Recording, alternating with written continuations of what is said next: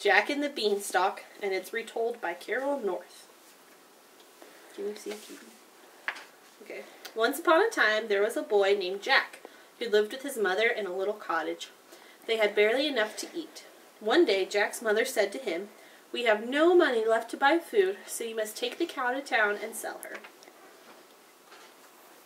On the way to town, Jack met a strange little man who offered to buy the cow.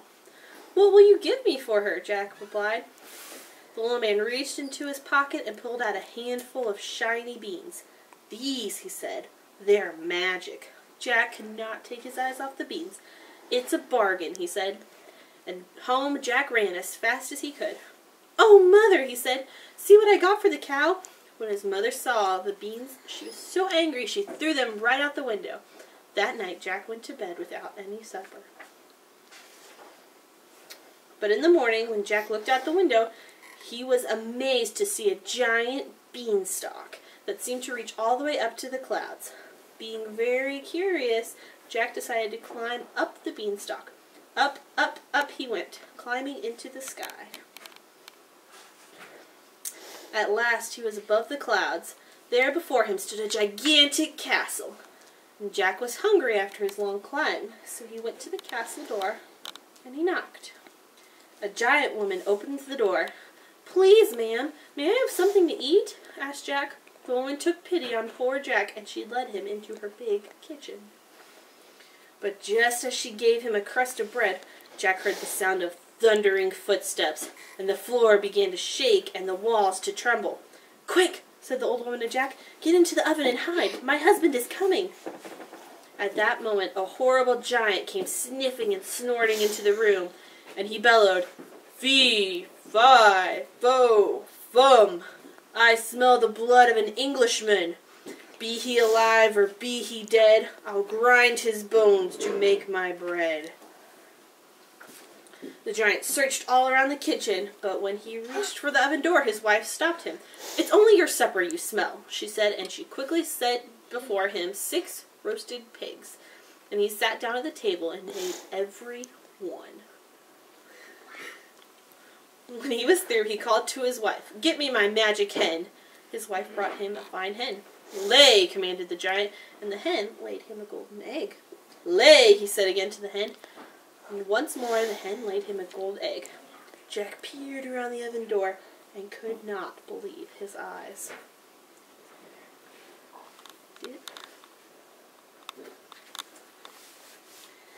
At last, the giant fell asleep at the table, and Jack crept out of the oven and seized the hen. He then ran away down the beanstalk as fast as he could. What's that? "Look at what I brought you, Mother," he cried. His mother was overjoyed when she found out what the hen could do. "We'll never go hungry again," she said, "for we'll sell the golden eggs in town." But after a while, Jack began to wonder if there was anything else to be had in the castle. You could eat the eggs. Break them. Maybe. Being a very curious fellow, he climbed the magic beanstalk again and knocked at the castle door. "Oh, it's you," said the giant's wife. "You dare not come in. My husband is very cross today." But Jack persuaded her to give him something to eat. Jack was about to take a bite from a large apple tart when he heard the giant's thundering footsteps.